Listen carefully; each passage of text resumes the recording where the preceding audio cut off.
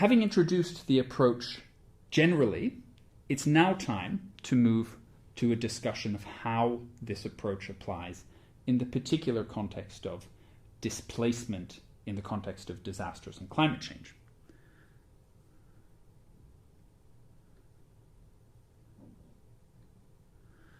And to do that, we use the structure developed under that 1998 guiding principles on internal displacement that I mentioned at the beginning of this presentation. So when we think about adopting a human rights-based approach to internal displacement in the context of disasters and climate change, we think about the measures that need to be taken to prevent and prepare for displacement, protect people during evacuation and throughout displacement, and facilitate durable solutions to displacement.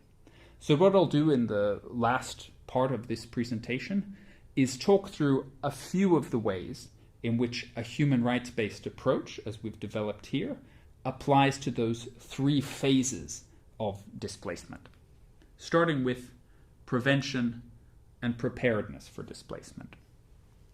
Some of the ways the human rights-based approach can contribute to effective measures to prevent and prepare for displacement include land use planning, and in particular risk-sensitive land use planning. The kinds of steps that can be taken there include retrofitting of exposed structures, slum upgrading, as well as planned relocation, moving communities away from exposed areas. But these kinds of measures that are already being taken in the context of disaster risk reduction and climate change adaptation have significant human rights implications.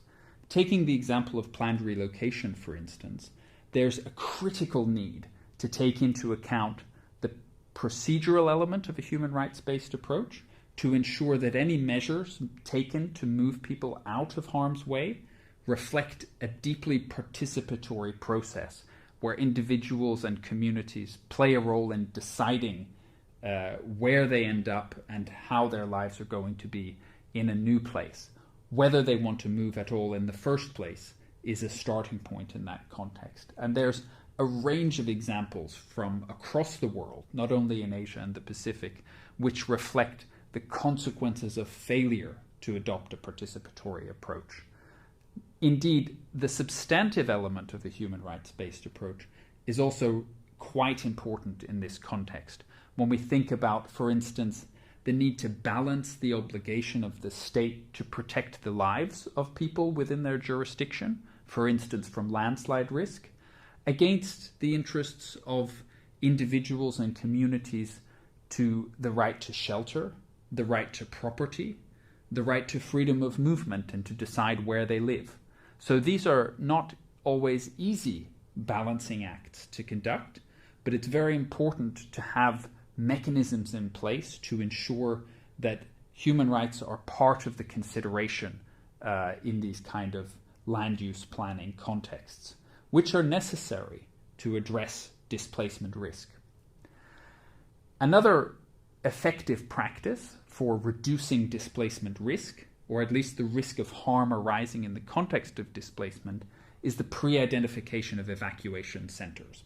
So instead of having haphazard movements of people in the immediate context of a disaster, identifying suitable places for people to move to in advance as far as possible in response to early warning messages is a critical way of protecting lives and protecting people from other kinds of human rights impacts associated with disaster risk. And when we think about the pre-identification of evacuation centers, the substantive element of the human rights-based approach is important here as well, when we need to think about measures to ensure the right to water and sanitation, the right to food, the right to the dignity of the person, and the right to adequate shelter. All of these international standards and guidelines can be integrated into measures designed to improve the protection of people from disaster and displacement risk in this kind of context. Finally, in relation to prevention and preparedness, the pre-identification of people in situations of potential vulnerability is another effective practice. And what this means is that needing to move out of harm's way is an experience shared by people living in exposed areas. However, not everyone is able to evacuate independently, and different people, for instance, because of age or disability, pregnancy, or other factors, may find it more difficult to independently evacuate and will need support from other members of the community as well as from officials within the disaster management structure of society. And pre-identification is a good practice because it enables drills to be conducted, responsibilities to be allocated, and effective evacuation that respects the rights of those people in situations of potential vulnerability. And that is part of the leaving no one behind ambition reflected in the Sustainable Development Goals and captured by that non-discrimination and equality element of the human rights-based approach. And just for further emphasis, there are multiple examples in disaster evacuation settings where people with disabilities in particular have literally been left behind, being unable to be evacuated and subsequently either suffering from the mental health trauma of being exposed to potentially fatal disaster risk or literally losing their lives in that context. And here the right to life comes clearly into focus, where there's a need for states to take those positive actions to address the differential exposure and vulnerability of people living in exposed areas. So those are some of the ways in which a human rights-based approach adds depth and nuance to measures to prevent and prepare for displacement. Let's now move to measures to protect people during evacuation and throughout displacement. And here, in particular, the governance element has a role to play in enhancing the existing measures.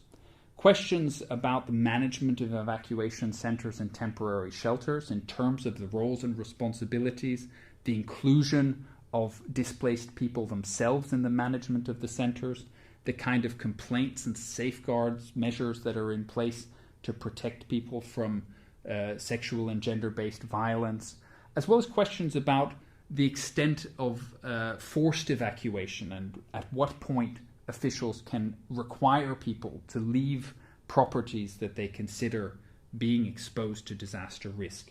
At what point does forced evacuation violate rights to freedom of movement, right to shelter, and self-determination? Protection from violence is a critical element here. And again, I'll point to international standards and guidelines that help us to understand the kinds of steps that authorities can take in this context that are based on a human rights-based approach.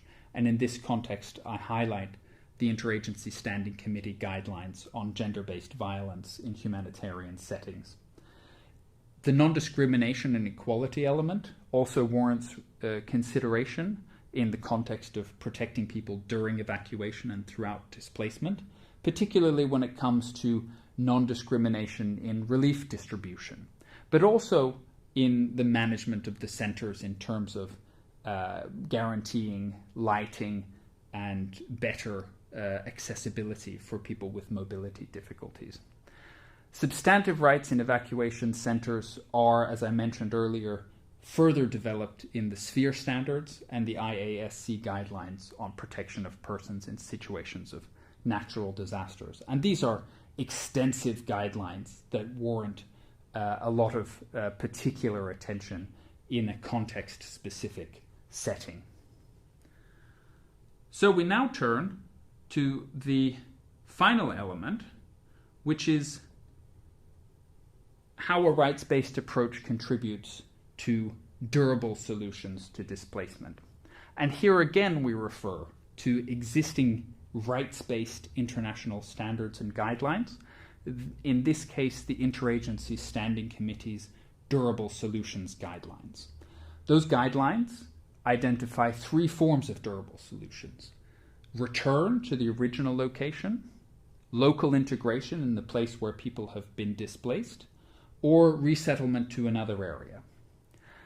And the research that we conducted in the 10 countries in Asia and the Pacific found that durable solutions to displacement are often overlooked in disaster risk reduction and climate change adaptation law and policy, where the emphasis tends to be placed to some extent on reducing risks in the first place, and in a much more substantive way, paying attention to the emergency setting itself and the kinds of humanitarian interventions that are taken in the immediate aftermath of a disaster. But what happens after that emergency phase, and how do we build back better from a human rights perspective?